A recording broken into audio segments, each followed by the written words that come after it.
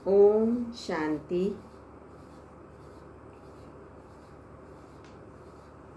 स्नेह के सागर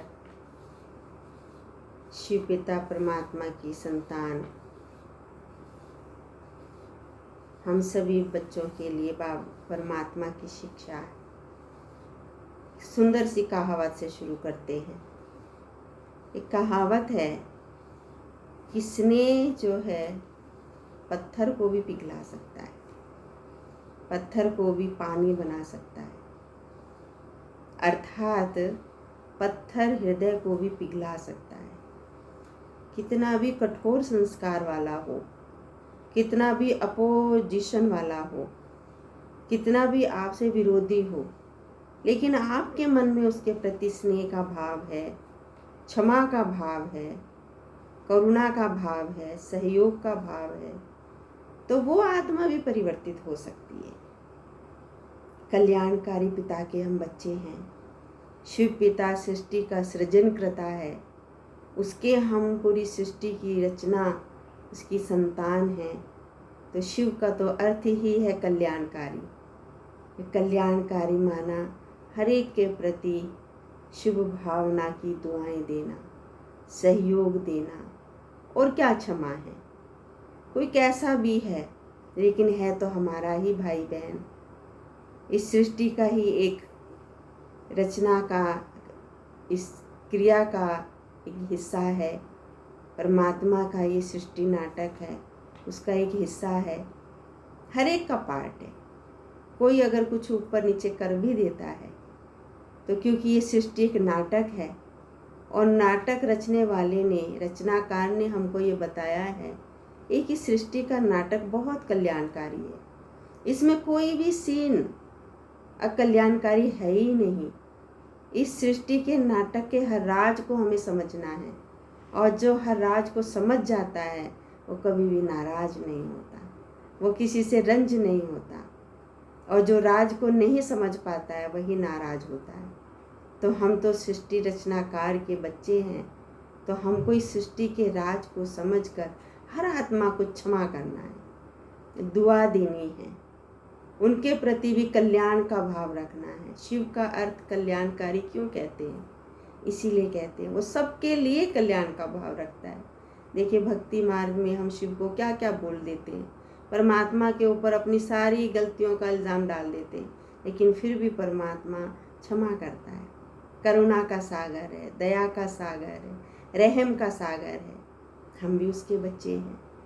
तो कल्याण की भावना हो, कल्याण की हमारी दृष्टि हो, कल्याण की हमारी वृत्ति हो, कल्याण में हमारी कृति हो, तभी तो हम कल्याणकारी आत्मा कहलाएंगे, तभी तो हम कल्याणकारी पिता परमात्मा के बच्चे कहलाएंगे। हमारा पिता कल्याणकारी, तो हमारा भी तो कर्तव्य कल्याणकारी है। वो कल्याण के भाव से, शुभ भाव से, सहयोग देने के भाव से, करुणा के भाव से, स्नेह के भाव से हम कितनी भी कठोर आत्मा हो उसको परिवर्तित कर सकते हैं। अच्छा बावन परमात्मा ने ये बताया, चलो ना भी आप किसी को बदल सको, लेकिन दुआ तो दे सकते हो, उसको क्षमा तो कर सकते हो। क्षमा के सागर के बच्चे हैं, मास्टर क्षमा के सागर तो बन सकते हैं। वो भी तो हमारे बहन भाई हैं। एक घर में जब बहन भाई होते हैं तो बहन भाइयों से अगर कोई गलती हो जाती है तो कोई अगर बाहर का बोलता है तो वो हमको स्वीकार नहीं होता है, हम उस अपने बहन भाई का पक्ष लेते हैं। बेहद की दृष्टि से देखें हम, पूरा संसार भी तो हमारा एक परिवार है।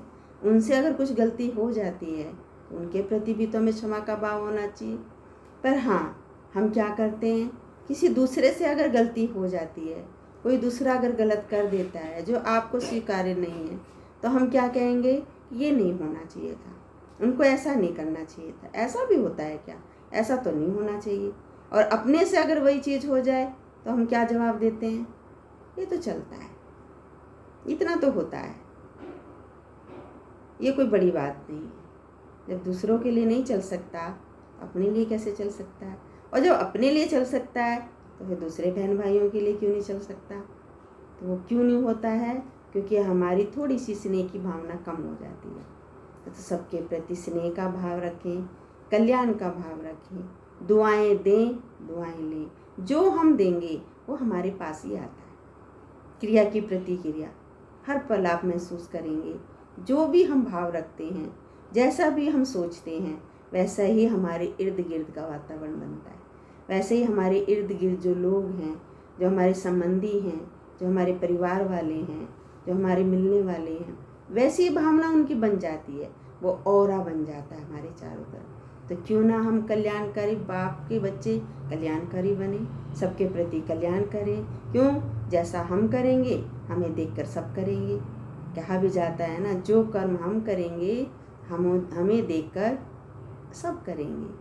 तो अगर ये स्मृति रहे, ये बात याद रहे, तो कितनों को अच्छा कर्म कराने के निमित्त हम बन जाएंगे।